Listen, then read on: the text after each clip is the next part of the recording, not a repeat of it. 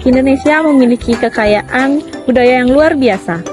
Dengan beragam sistem pemerintahan tradisional yang masih bertahan hingga kini, lembaga tradisional merupakan institusi adat yang memiliki peran penting dalam mengatur kehidupan masyarakat, menjaga keharmonisan, dan melestarikan nilai-nilai budaya leluhur. Tujuan pembelajaran kami ada 4, yaitu memahami konsep dan fungsi lembaga tradisional. Yang kedua ada mengenali struktur organisasi lembaga adat. Yang ketiga ada mengidentifikasi organisasi lembaga adat. Yang keempat ada menghargai kearifan lokal dalam sistem pemerintahan adat. Ada pengertian lembaga sosial, yaitu organisasi kemasyarakatan yang dibentuk berdasarkan hukum, adat, dan norma-norma yang berlaku turun-temurun dalam suatu komunitas. Lembaga ini memiliki legitimasi dari masyarakat adat dan berperan dalam mengatur berbagai aspek kehidupan, mulai dari ritual, pengelolaan sumber daya alam, hingga penyelesaian konflik. Karakteristik lembaga tradisional yaitu berbasis pada hukum adat. Yang kedua ada memiliki struktur kepemimpinan yang jelas. Yang ketiga ada diakui dan dihormati oleh masyarakat setempat. Yang keempat ada berfungsi sebagai wadah pengambilan keputusan kolektif. Yang terakhir ada menjaga keseimbangan hubungan manusia dengan alam dan sesama. Struktur organisasi.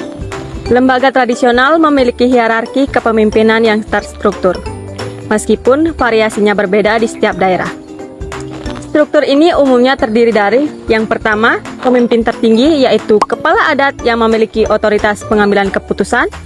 Yang kedua, dewan adat, kelompok tetua atau sesepuh yang memberikan pertimbangan. Yang ketiga, pelaksana, anggota yang menjalankan keputusan dan program. Dan yang keempat, masyarakat, warga adat yang menjadi subjek dan objek aturan adat. Di lembaga tradisional. Fungsi lembaga tradisional terdapat 5 fungsi, yaitu yang pertama fungsi regulatif, yaitu membuat dan menegakkan aturan adat, menyelesaikan sengketa dan konflik internal. Yang kedua, ada fungsi religius, yaitu mengatur pelaksanaan upacara adat dan ritual keagamaan, dan menjaga kesucian tempat-tempat suci. Yang ketiga, ada fungsi sosial, yaitu memfasilitasi gotong royong dan kerjasama masyarakat, mengatur sistem tolong-menolong. Yang keempat, fungsi ekonomi, yaitu mengelola aset dan sumber daya milik komunitas, mengatur sistem distribusi dan redistribusi, menyelenggarakan kegiatan ekonomi kolektif. Yang kelima, ada fungsi ekologis, yaitu menjaga kelestarian lingkungan hidup, mengatur pemanfaatan sumber daya alam secara berkelanjutan, dan memelihara kearifan lokal dalam pengelolaan alam. Contoh praktik penyelesaian adat. Kasus pertama, pelanggaran kesucian pura. Situasinya, seorang warga melakukan tindakan yang dianggap mencemarkan kesucian pura. Misalnya berkelahi di area pura. Begitupun ada proses penyelesaiannya. Yang pertama, pengaduan. Laporan disampaikan kepada pendesa adat. Yang kedua, paruman, diadakan rapat adat untuk membahas kasus. Yang ketiga, pemeriksaan, mendengar keterangan pelaku dan saksi. Yang keempat, putusan. Pelaku diwajibkan melakukan upacara penyucian, prayaschita. Sanksi tambahan, membayar denda berupa sesajen atau ayahan, kerja bakti. Kasus yang kami ambil yaitu dari Desa Adat Penglipuran Bangli. Desa Adat Penglipuran terletak di Kabupaten Bangli dan dikenal sebagai salah satu desa terindah di dunia. Desa ini berhasil mempertahankan keaslian budaya sambil mengembangkan pariwisata berkelanjutan.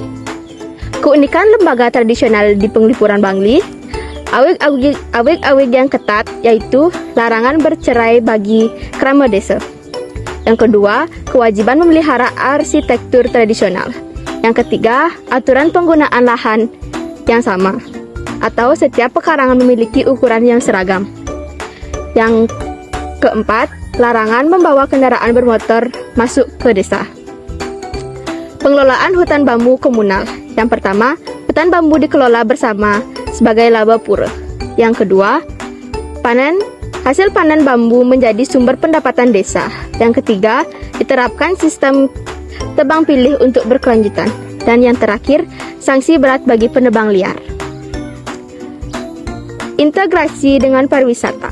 Yang pertama, desa dibuka untuk wisatawan dengan aturan ketat. Yang kedua, hasil tiket masuk dikelola untuk kesejahteraan bersama. Yang ketiga, warga secara bergantian menjadi pemandu. Yang terakhir, tetap menjaga privasi dan kesucian daerah tertentu. Hasil, desa tetap lestari secara budaya dan lingkungan. Yang kedua, ekonomi masyarakat meningkat melalui pariwisata. Yang ketiga, generasi muda bangga dengan identitas budaya. Dan yang terakhir, menjadi model desa wisata berbasis adat. Perselisihan yang pernah terjadi pada tahun 2010 terjadi konflik internal terkait pembagian hasil pariwisata. Beberapa warga merasa sistem pembagian tidak adil. Penyelesaian yang pertama, diadakan paruman desa secara intensif. Yang kedua, melibatkan tetua adat dan semua keramat desa. Yang ketiga, disepakati sistem pembagian yang lebih transparan. Yang keempat, dibentuk komite khusus pengelolaan dana pariwisata. Yang kelima, setiap keluarga dapat mendapatkan bagian yang sama dari hasil tiket masuk. Dan yang terakhir, sebagian hasil dialokasikan untuk dana sosial dan pendidikan. Pelajaran yang kita dapat yaitu lembaga tradisional mampu beradaptasi dengan tantangan modern tanpa kehilangan esensinya. Keterbukaan, musyawarah, dan transparansi adalah kunci keberhasilan. Dapat disimpulkan, lembaga tradisional seperti desa adat di Bali tetap relevan karena mampu menjaga harmoni sosial, kelestarian lingkungan, serta mengutamakan keputusan bersama melalui musyawarah. Kearifan lokal yang diwarisi turun-temurun menciptakan sistem keadilan yang reservatif, memperkuat solidaritas sosial, dan menjamin keberlangsungan pengelola sumber daya alam. Lembaga adat menjadi alternatif penyelesaian masalah yang lebih humanis, kontekstual, sekaligus menegaskan pentingnya partisipasi, transparansi, keadilan, dan tanggung jawab kolektif.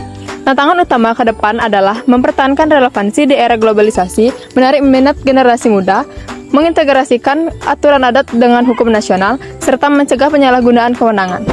Harapannya, lembaga adat terus beradaptasi tanpa kehilangan jati diri, sehingga mampu menginspirasi tata kelola pemerintah modern yang lebih inklusif dan berkelanjutan.